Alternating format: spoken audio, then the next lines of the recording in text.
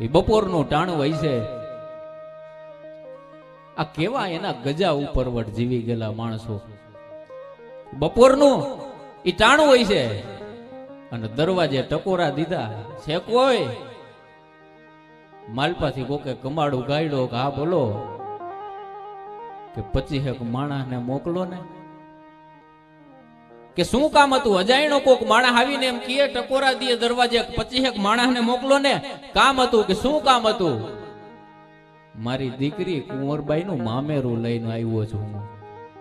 દીકરીનું મામેરું લઈને આવ્યો છું. માલપા કુંવરબાઈ કામ કરતા હતા. એને ખબર હતી કે મારો બાપ તો હલગારી છે, એને ક્યાં જગત તારે લેવા દેવા છે. પણ છતાંય એના બાપનું નામ સાંભળ્યું એટલે એ કામ મૂકી હાથમાંથી વાસણ પડી ગયા અને ગડગડતી દોટ મૂકી અને દરવાજે જઈને તા તો હાથમાં કરતાલ નહીં દુબળા બરદિયા. કુંવરબાઈ બેહી ગઈ, મારા બાપ આના કરતા તો તું નો આવ્યો હોત તો સારું હતું. ગરીબડો બાપ દીકરીને મેણા મારેલા, તારો બાપ શું લઈ આવે? પાણા લઈ આવે તો થાય, આવી વાતો કરી હતી. જવાબ કદાચ ત્યાં કુંવરબાઈ દઈ શકે. અને જગતનો એક નિયમ છે બાપુ, તમને પૂછેલા કોઈ આડાવરા સવાલના 50 જવાબ દઈ શકો, પણ જે માણા હે પોતાનો ખરાબ સમય જોયો હોય ને કોઈ સામે ખરાબ વર્તાવ ન કરે. એને ખબર હોય કે મારાથી જેવું તેવું બોલાય નહીં, હું અહીંયા આવ્યો છું તો મારું વજૂદ છે. પણ ગાંડો થઈ ગયેલો નરસૈયો, હે કૃષ્ણ, હે દાતાર, હે પરમાત્મા. પણ હવે ગયા વગર અહીંયા છૂટકો નથી. એક બાપનું વાલ ઘડી કુંવરબાઈને યાદ આવે કે હું આને હું મોઢું દેખાડીશ. હજી હમણાં મને મેણા મારતી હતી આ બાયું કે તારો બાપ શું લઈને આવશે. અને એક દીકરી તરીકે ગમે એ મણા ખમી લઈએ આ જગતની સ્ત્રી, પણ એના બાપ ઉપર કોક બોલે ને ત્યાં આ દેશની સ્ત્રીથી કે આ દેશની દીકરીથી એક શબ્દ ખમાતો નથી, એક શબ્દ એનાથી ખમાતો નથી. પણ છતાંય દોટ મૂકી અને નરસૈયાની ડોકે વીટી ગઈ કુંવરબાઈ. એક દીકરી વિચાર તો કરો કે 18 કે 20 કે 22 વર્ષની કુંવરબાઈ નરસૈયાની ડોકે વીટી અને કાનમાં સંવાદ કરે છે. બાપુ એને બહુથી નહોતું કીધું, મારા બાપ તને એટલી ખબર ન પડી કે દીકરીના ઘરે કેમ અવાય? એને હજી ગાડા જોયા નથી, ગાડામાં કઈ સાહેબી હતી એ જોઈ નથી. અને તોય નરસૈયો ઉભો ઉભો શું કહે છે ખબર છે? મારો કૃષ્ણ કરે એ ઠીક. વિચાર તો કરો, ઈ નરસૈયો કે કોકે આવી અને એમ કીધું કે બાપુ તમારા દીકરાનું અવસાન થઈ ગયું. આ સાંભળી અને માણસ ભાંગી જાય, માણસ તૂટી જાય, માણસ પડી જાય. ઈ નરસૈયાએ જવાબ આપ્યો કે ભલું થયું તો ભાંગી જંજાળ, હવે નિરાતે ભજીશું ગોપાળ. એના વજૂદમાં કેટલી તાકાત થઈ. રાજ લખતરવીનો એક શેર છે કે ભાઈ મારું ફકીર જેવું છે. નરસૈયાને જોઈએ ને તમને એમ લાગે કે ભાઈ મારું ફકીર જેવું છે, છતાંય જીવન પાછું અમીર જેવું છે. અને આ નજરનું તો બીજું હોય હું બાપુ, ચૂકે નહીં એવા તીર જેવું છે. અને હવે રામે મારો, રહીમે મારો, ભાઈ મારો કબીર જેવું છે. કૃષ્ણ આ કરે એ ઠીક, મારો બાપ કરે એ ઠીક, મારો ઠાકર કરે એ ઠીક. અને કુંવરબાઈ રોવા રો થઈ, એની આંખમાંથી દળદળ આહુડા વયા જતા હતા. તો નરસૈયાએ એટલું કીધું કે બેના ગાડામાં જરીક જોઈ લે ને, કૃષ્ણ કઈક મૂકી ગયો હોય તો. કરી તો કલાક એકની વાત થાય, પણ એ ગાડામાં ચાંદીના પાણા મૂક્યા હતા. વાત એટલી છે કે ભરોહો કૃષ્ણ ઉપર હોવો જોઈએ. એને બીજું કોઈ તત્વ દેખાતું નહોતું. એક આંધળો માણા 15 17 કે 20 વર્ષથી પૂનમું ભરે બાપુ દ્વારકા જાય. દ્વારકા જાય ને એને કઈ દેખાય નહીં, એટલે કોક માણા હે, તોછડા માણા હે, એની મસ્કરી કરી કે તને દેખાય છે. કારણ કે લોક સાહિત્ય તો તમીજે શીખવાડી છે. કોકારે વાત કેમ કરાય કે કાણા ને કાણો ન કહીએ, એને કડવા લાગે વેણ. કોક માણાની એક આંખ ફૂટેલી હોય કે એક આંખે એને દેખાતું ન હોય ને, તો એને એમ ન કહેવાય કે ભાઈ તે ક્યાં લખણ ઝરકાવ્યા હતા, બંધ થઈ ગઈ તારી આંખ. લોક સાહિત્ય તમીજ દીધી છે એને કે કાણાને કાણો ન કહીએ, એને કડવા લાગે વેણ.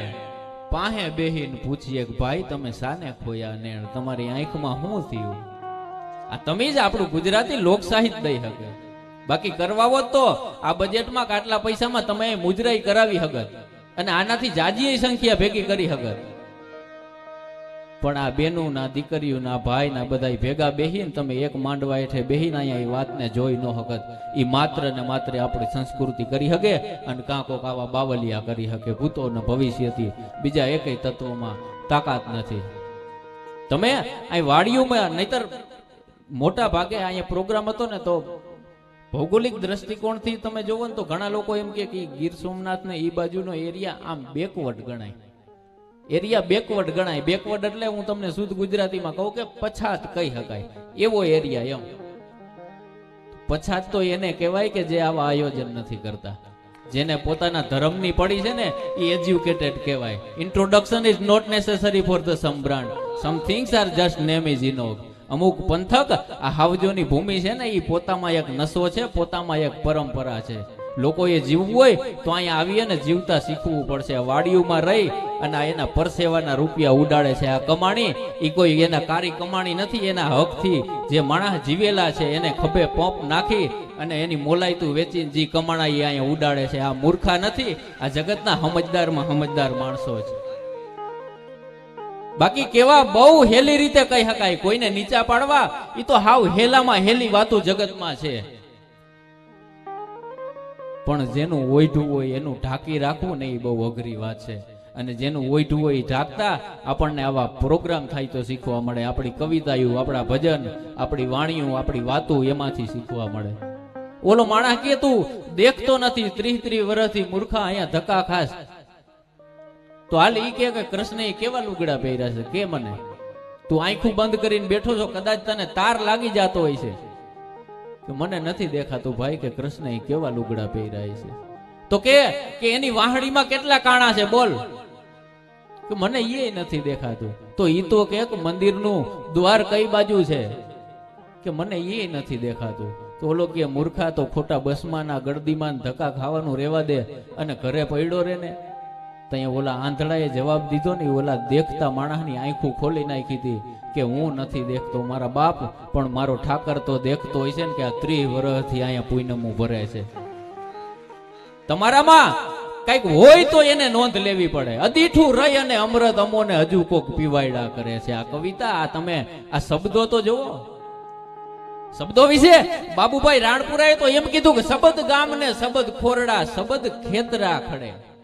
શબ્દ એમાં આ બ્રહ્મ છે, શબ્દમાં તાકાત કેવડી છે. શબ્દ ગામને શબ્દ ખોરડા, શબ્દ ખેતરા ખડે, શબ્દ સુગંધી શેણ સોણલે, શબ્દ પંડ હણહણે, શબ્દ સણગે, શબ્દ ફણગે અને પાછો શબ્દ રાહડે રમે, ચોરે ચડી આભથી નેણે અનુભા, શબ્દ થઈને ભમે. શબ્દની તાકાત તો જોવો. દાદાલે તો અહીંયા સુધી કીધું કે શબ્દ જ્યાં એક શોધો અને આખી સંહિતા નીકળે. આ કવિતાયું તમે 500 વાર સાંભળી છે, તમે કદાચ 1 લાખ વાર સાંભળી છે. લોક સાહિત્યમાં મંચ ઉપરથી મેં 1000 વાર બોલી છે, પણ તમે જેટલી વાર બોલો એટલી વાર તમને અંદરથી ધક્કો મારે, કઈક નવી વાત આવે કે શબ્દ જ્યાં એક શોધો નાખી સંહિતા નીકળે અને કૂવો જ્યાં એક ખોદો, ખાલી તમે એક કૂવો ખોદો ને ત્યાં એમાંથી સરિતા કહેતા આખી નદી નીકળે. કઈ જુદી છે તાસીરા દેશની, કાંઈ તમે મહાભારત વાવો અને ગીતા નીકળે. બાકી તમે કોકનો કાઠલો પકડી અને 2 ઝાપટ મારો ને તો હામી 3 ઝાપટ આવે ને કા તમે પડીએ જાઓ.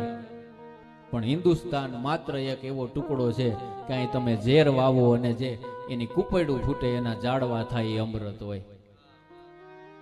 આ કવિતાયું બહુ ઓછી એવી કવિતાયું છે કે જે કવિતાયું તૂટતી હોય, વચ્ચેથી તૂટતી હોય. એ તમે અભ્યાસ કરો એટલે ખબર પડે કે અદીઠું રહી અને અનુભા. બાપુ સાંભળજો કે અદીઠું રહી અને અમૃત અમોને હજુ કોક પીવાયડા કરે છે.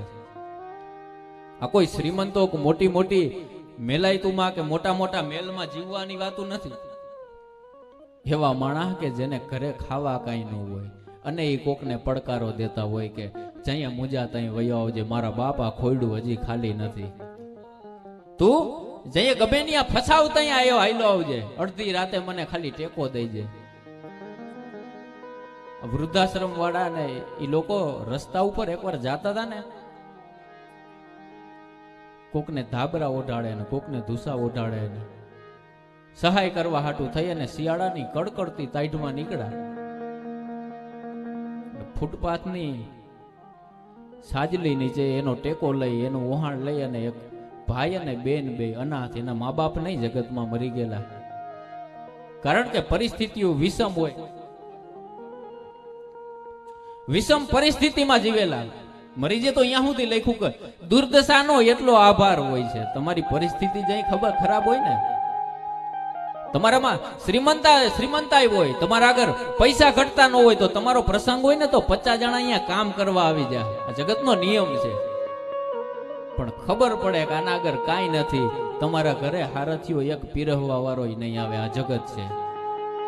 દુર્દશાનો એટલો આભાર હોય છે કે હું મળું છું જેને બધાય મુજથી સમજદાર હોય છે. તમે જેને મળો ની તમને સલાહ દે.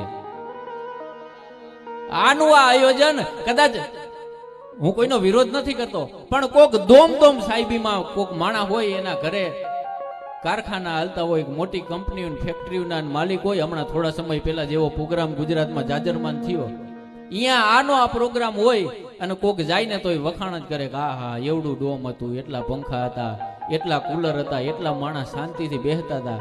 એનો એ પ્રોગ્રામ આયા છે. માડા એમ કે સ્ટેજ ઉપર ગરમી થતી હતી. આ જગત છે કે દુર્દશાનો એટલો આભાર હોય છે કે હું મળું છું જેને બધાય મુજથી સમજદાર હોય છે. અને દાવો જુદો છે પ્રેમનો દુનિયાની રીતથી. અહીં ચૂપ એ જ રહે છે કે જેને અધિકાર હોય છે, જેને બોલવાનો અધિકાર હોય ને એ માણસ બેઠો હોય. મારા ભાઈબંધના ઘરે પ્રસંગ છે, મારે એને ઢાંકવાનો હોય, મારે એને ઉઘાડવાનો ન હોય. અને ઈ ખબર પડે તો કેટલી મજા પડે.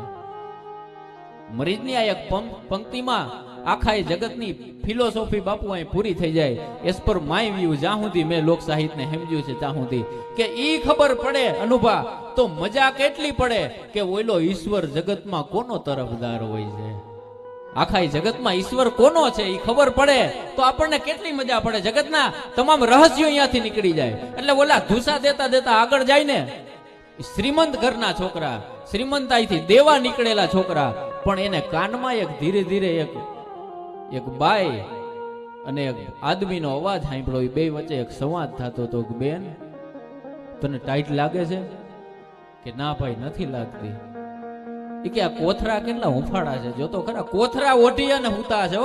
ગહન આભનું ગોદડું એને આનંદથી ઓઢ્યું હતું. બાપુ ઓઢવા જેની પાસે કાંઈ ન હોય ને, કદાચ ગરીબાઈમાં તમે જીવતા હોય, તમારી પાસે ઓઢવાનું કાંઈ ન હોય ને, તો ઈશ્વર આખું આભ તમને કાઢીને ઓઢવા દઈ દે. જગતની મોંઘા મોંઘી રજાઈ તમારા માથે ઓઢેલી હોય, ગહન આભનું ગોદડું એને આનંદથી ઓઢ્યું હતું. કે ટાઈટ મને એટલે નથી વાતી ભાઈ કે મેં આ કોથરો ઓઢ્યો છે.